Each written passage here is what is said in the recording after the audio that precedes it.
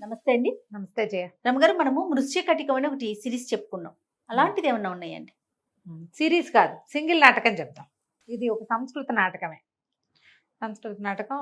తెలుగు పేరు మాత్రం తారుమారు. పూర్వం అట శాండిల్యుడని ఒక బ్రాహ్మణ యువకుడు ఉండేవాడు. కడు నిరుపేద పాపం. భోజనం గడిచేది కాదు వాడికి, మహాభోజనాసక్తి. తన వేద విద్య పెద్దగా చదువుకోవడానికి బద్ధకం, ఏదో అలా ఉండేవాడు. అయితే ఎక్కడ భోజనం గడవడలు, భుక్తి గడవడలు అతను చేసే పనులతోటి. పెద్ద సంసార తాపత్రయం ఏం లేదు. వాళ్ళ అన్నయ్యలు వదినలు వాళ్ళ తంటాలు వాళ్ళు పడేవాళ్ళు. వీడు ఒకడే పెళ్ళిగిళ్ళి ఏంలే. సరే ఏం చేశాడు, మనం కొన్న బౌద్ధ భిక్షు అయిపోతే బౌద్ధ భిక్షుని వారు వీరు పిలిచి భోజనం పెడతారు, భోజనం గడిచిపోతుందని బౌద్ధ భిక్షువు అయ్యాడు. కొంతకాలం బౌద్ధ భిక్షువుగా ఉన్నాడు. అప్పుడు ఎప్పుడో ఓసారి అమావాస్యకి పుణ్యానికి ఎవరైనా భోజనాన్ని పిలిచేవాళ్ళు, మిగిలిన రోజున అడుక్కోవాలి. ఏదొస్తే అది తినాలి. 3 ఏళ్ల మించి వెళ్ళకూడదు. 2వ పూట తినకూడదు. ఇవన్నీ ఎవడు పడతాడు, అసలే ఆకలిస్తుంటే. అందుకని మానేశాడు. బౌద్ధ భిక్షువు తర్వాత ఒక సాధువు దగ్గర చేరాడు. సాధువు దగ్గర శిష్యుడిగా ఉన్నాడు. సరే, సన్యాసం లాంటిది సాధు వేషంలో ఉండేవాడు. సరే, ఎంతసేపు భిక్ష గురించే మాట్లాడేవాడు. ఆ సాధువు చదువుకోరా నాయన అంటే వినేవాడు కాదు. ఒకనాడు ఏమైంది, సాధువు గారు చాలా చాలా సజ్జనుడు. ఆయన ఆ సాధువు జ్ఞాని, మహాయోగి, సింపుల్గా ఉండేవాడు. ఆయన ఈ మన శాండిల్యుడు ఇద్దరు బయలుదేరారు. ఎక్కడికో వెళ్తుంటే భోజనం చూడాలంటే ముందు భోజనం ఆకలిస్తోందండి అంటే, ఈయన ఎంతసేపు భిక్ష గురించి మాట్లాడుతుంటే విసుగు పుట్టింది ఆయనకి. అట్లా కాదు, నువ్వు మామూలు విషయాలు ఏం మాట్లాడిపోయినా వాడు భిక్ష మీదకే తీసుకొస్తాడు. వాళ్ళు ఎవరింటికో వెళ్ళాము, ఒక ఊరు వెళ్ళాము, అక్కడ పెద్ద ఆరామం ఉంది, అవన్నీ మాట్లాడు కానీ మళ్ళీ భిక్ష. ఆవు వ్యాసంలాగా చివరికి అన్నం మీదకే వెళ్తోంది అనమాట. వెళ్తూ ఉంటే సరే, ఆయన ఏమన్నాడు, అక్కడ ఒక అశోక వృక్షాల తోట ఒకటి ఉంది, అశోక చెట్లు, అశోక వనం అనుకుందాం. ఆ అశోక వనాన్ని దాటి వెళ్తే అక్కడ ఇంకేదో ఊర్లోకి వెళ్తారు వీళ్ళు, అక్కడ భోజనం దొరుకుతుంది. అయితే తన అన్నాడు శాండిల్యుడు, అమ్మ బాబోయ్, అశోక వృక్షాల చిగుళ్ళ వెనకాల చిరుతపుల్లు దాక్కుంటాయిటండి, నాకు అసలే చచ్చేభయ్యా, మీరు ముందు వదండి అన్నాడు. అనేసరికి ఆయన అన్నాడు, నువ్వు చదువుకోరా, చదువుకుంటే ఇలాంటి పిచ్చి అపోహలు అవి పోతాయి. అశోక చెట్టు ఆ పైన ఉంటుంది, దాని చిగుళ్ళ వెనకాల ఆకాశంలో చిరుతపులు దాక్కోవటం ఏమిటి, కిందకి గుంపుగా ఉందనుకో, పొదల వెనకాల దాక్కుంటాయి. వృక్షాల వెనకాల చిరుతపుళ్ళు ఎట్ట దాక్కుంటాయి? అదే కదా, పులి ఎట్ట దాక్కుంటుంది పైన, వాటి వెనకాల దాక్కోదు, ఎక్కితే చెట్టు ఎక్కుతుంది. పైగా ఇది మామూలు వనము, అడవి కాదు, వీటిలలోకి ఎందుకు వస్తాయి, చదువుకుంటే కదా జ్ఞానం వచ్చేది. సరే, ఇంతలో ఏమైంది, ఇట్లా మాట్లాడుకుంటూ వెళ్తున్నారు. ఈ అశోకవనంలో ఒక ఆవిడ వచ్చి కూర్చుంది. ఆవిడ పేరు వసంతసేన. ఈ వసంతసేన ఆ ఊళ్ళో ఉన్న ఒక గణిక కూతురు. ఈ అమ్మాయి ఒక పరభృతిక అని ఒకటి, తర్వాత మధురిక అని ఇద్దరు స్నేహితురాళ్లతోటి కలిసి ఈ అశోకవనానికి వచ్చింది. ఈవిడికి రామిలకుడు అని ఒక ఫ్రెండ్ ఉన్నాడు. లోపలికి వచ్చాక ఏం చేసి, పేర్లు బాగున్నాయి, ఈ మధురికని, నువ్వు పోయి అది తీసుకురా, నువ్వు రామిలకుడిని పిలుచుకురా, మేమిద్దరం లోపల ఉంటాము అని చెప్పింది. అశోకవనం లోపలికి నడిచి వెళ్తూ ఒక చెట్టు కింద కూర్చుని హాహాహా అని చక్కగా పాట పాడుతుంటే ఆ పాట ఇవి ముందు నడుస్తున్నారు కదా సాధువు గారు శాండిల్యుడు, వీళ్ళిద్దరికీ వినపడేసరికి ఆ పాట ఎంజాయ్ చేయడం మొదలుపెట్టాడు అతను. ఎంత బాగుంది పాట, ఈ పాట పాడే అమ్మాయి ఎంత బాగుంటుందో ఇవి ఆలోచించుకుంటున్నారు.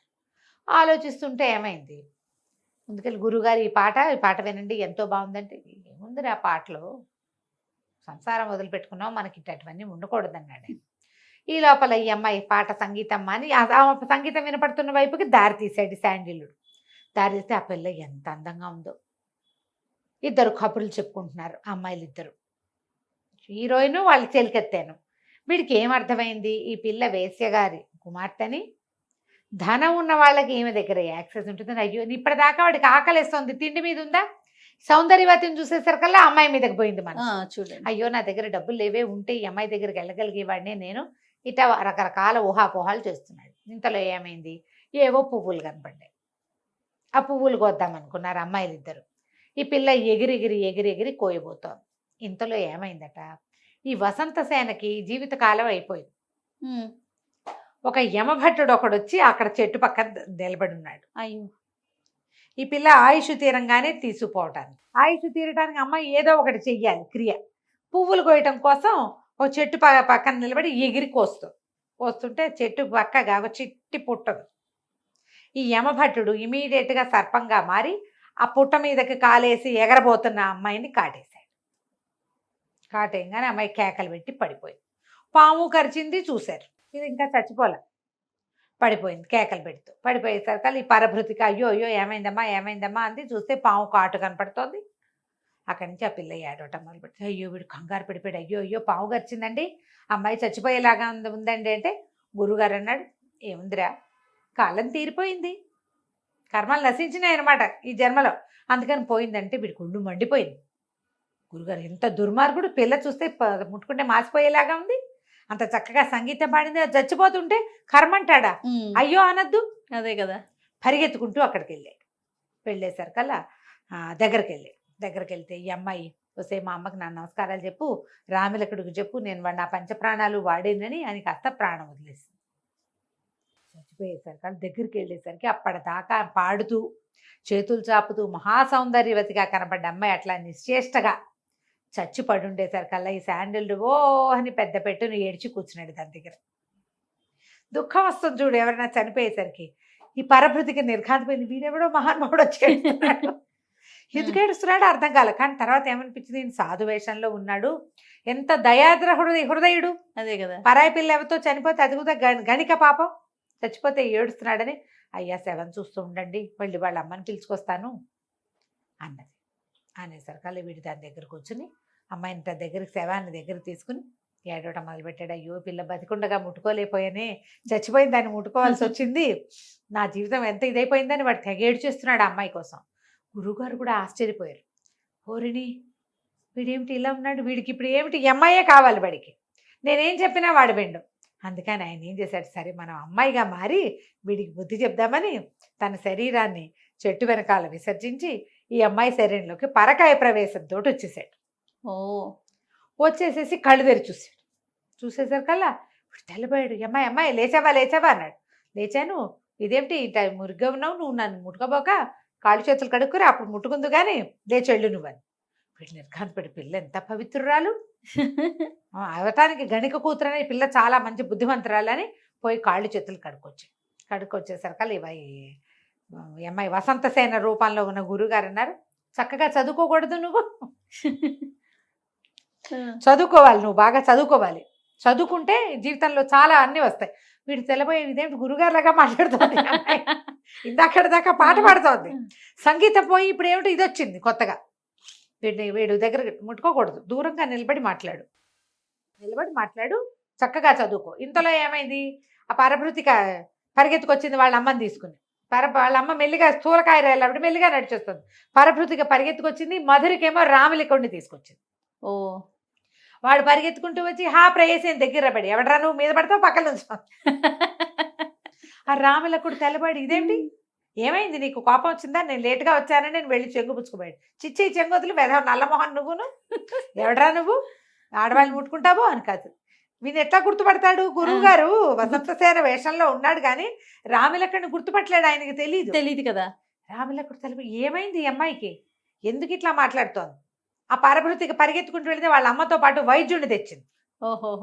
వైద్యుడు వచ్చాడు, అమ్మాయికి పాము గడిచింది అని చెప్పేసి మొత్తం ఆయన తెచ్చాడు, విషానికి విరుగుడికి బోళ్ళని మందులు తెచ్చాడు, మొత్తం అన్నీ పరిచాడు. పరవంగానే వసంతసేనది, వైద్యం చదువుకున్నావా నువ్వు, ఏం చదివావు చెప్పు, విషాలు ఎన్ని రకాలు, ఏ మందు వేస్తావు దేనికి అనేసరికల్లా వైద్యుడు తెల్లబడి, ఇదేమిటి పిల్ల విచిత్రంగా మాట్లాడుతోంది, నాకు తెలుసని చెప్పబోయాడు. అక్కడి నుంచి ప్రశ్నలు మొదలుపెట్టింది. గురువుగారికి చదవచ్చు, ఆయన వసంతసేన రూపంలో ఉన్నాడు, విషవైద్యుడు రాగానే వాడి మీద ప్రశ్న సంధిస్తున్నాడు.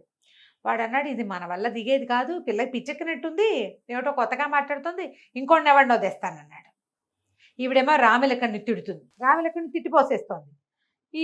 వీడికేమో ఈ శాండిల్యుడు పక్కన నుంచున్నాడు. వీడికి అమ్మాయి ఇంతకుముందు రా మన ఇద్దరం మాట్లాడుకుందామని పిలిచింది కదా, చదువుకో ఇదికో అంటోంది. ఇప్పుడు సడన్ గా రామిలకుడు వచ్చేసరికి సీన్ అంతా మారిపోయింది. ఏం చేయాలో తెలియదు. ఇంతలో ఏమైంది, ఒక పొరపాటు జరిగింది ఇక్కడ. యమభట్టుడు వసంతసేనని చంపి ఆ జీవుణ్ణి తీసుకుపోయాడు. పైకి వెళ్ళేసరికల్లా యమధర్మరాజు వాడిని పడతిట్టాడు. ఈ వసంతసేన కాదు, ఆ వసంతసేన ఇంకోటి, నువ్వు ముందు ఈ వసంత సేనని ఈ బాడీలో ప్రవేశపెట్టి ఆ వసంత సేనని తీసుకురా, ఇంకొక ఘడి కాలమే ఉందన్నాడు. ఓహో. వీడు పరిగెత్తుకొచ్చేసరికల్లా వసంత సేన బతికే ఉంది. ఈ జీవుడిని ఏం చేయాలి ఇప్పుడు? చెట్టు వెనకాల ఇంకొకటి ఉంది కదా. చూడలేదు మొదట. ఓ. ఈ మాట్లాడేవాడెవడో ఏమో వాడికి అర్థం కాలేదు. వసంత సేన ఎటా బతికింది? జీవుడేమో మన చేతిలో ఉన్నాడు. వసంత సేన ప్రాణం యమధర్మరాజు యమకింకరుడి చేతిలో ఉంది. ఆ. వసంత సేన ఏమో కూర్చుని విష వైద్యము దాని పాఠాలు చెప్తోంది. అర్థం కాలేదు ఏం జరిగిందో.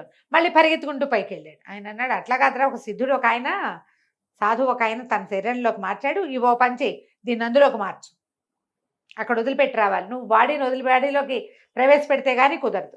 అక్కడి నుంచి ఆయన ఏం చేశాడు, ఈ వసంత సేనని తీసుకెళ్ళి ఆ యమభట్టుడు ఆ గురువుగారి శరీరంలో ప్రవేశపెట్టాడు. బాగుంది. ఆయన లేచి కూర్చున్నాడు. ఈ లోపల ఏమో వసంత సేన వాళ్ళ అమ్మ ఏడ్చుకుంటూ వచ్చింది. నా కూతురు అంటే, అమ్మ ఇక్కడికి రావే, నేను ఇక్కడ ఉన్నానని పిలుస్తుంది. ఇక్కడ చూస్తే ముసలి వేషం, జీపు గడ్డం, జుట్టంతా పండిపోయి, కాషాయ వస్త్రాలు, నేనే వసంత సేనని అని ఇట్లా అంటుంది. పాట సవరించుకుంటోంది అనమాట. ముసలాయనేమో అమ్మాయిలాగా యాక్ట్ చేస్తున్నాడు, అమ్మాయి ఏమో గడ్డని ఊరుకుంటుంటుంది, నిమిషానికి ఒకసారి లేని గడ్డ అని. అంత గందరగోళం మెంటలెక్కిపోతుంది. వాళ్ళకి ఏం చేయాలో తెలియటం లేదు. ఆ తండ్రి వచ్చాడు, ఈ తల్లి వచ్చింది. అక్కడి నుంచి రామలకండు కూడా పిలుస్తున్నాడు.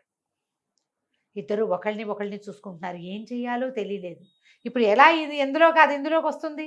వీడికి ఒక్క నిమిషం తర్వాత ఏమర్థమైందంటే, వసంత సేన డిట్టో గురువుగారి లాగా యాక్ట్ చేస్తోందని, గురువుగారేమో వసంత సేన లాగా ప్రవర్తిస్తున్నాడని. మాట అది అంత గొంత అలాగే ఉంది, మొగ్గొంతే. అక్కడి నుంచి వీడు అర్థం కాలేదు, అటు ఇటు చూడడం మొదలుపెట్టారు వీళ్ళు. ఈ లోపల ఇంకో వైద్యుడు వచ్చాడు. వైద్యుడు వచ్చి ఆయనకి తెలిసింది, పిల్ల మీద ఏదో ప్రయోగం జరిగింది, ఎవరో గురువుగారు ప్రవేశించాడు అని చెప్పాడు. ప్రయోగంగా జరిగింది గురువుగారు. ఈ లోపల మళ్ళీ యమకింకరుడు ఆ అసలు వసంత సేనని తీసుకెళ్లి ప్రవేశపెట్టి మళ్ళీ కిందకు వచ్చాడు చూడ్డానికి. ఆయనకే చెప్పాడు, బాబు క్షమించండి, ఇదేదైనా మీరు మార్చకపోతే ఇదంతా సెట్ అవ్వదండి.